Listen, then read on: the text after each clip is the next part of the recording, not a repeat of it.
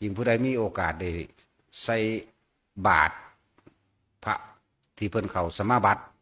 จังสิอธิษฐานถ้าสิอธิษฐานแนวนี้เด้อเออแนวนี้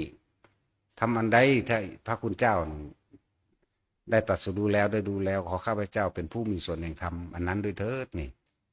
หรือว่าขอทานนี่เป็นปัจจัยข้าพเจ้าถึงซึ่งพระนิพพานในปัจจุบันณชาตินี้เถิดโลด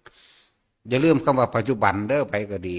พวกอนาคตการโน่นเทินมันชินจากบ่มาพ่อพระพุทธเจ้าโคดมแล้วก็ไปอยากไปพ่อพระศรีอานพ่อพระศรีอานแล้วก็จะไปพ่อพระนารัตถะไปอีกพระธรรมราชาไปอีกไปไหลไปเรื่อยๆเด้พระพุทธเจ้าองค์นั้นเพิ่นสิเรียกว่าทำนายแบบพิเศษให้กับผู้สิเป็นต่อไปดีหนึ่งนอกนั้นก็ทำนายแบบบ่ได้แจ้งบ่ได้ชัดเจนนะจะก็ทำนายอยู่แต่ว่าเอาแบบนี้แบบเพิ่นสิเน้นสำหรับผู้นี้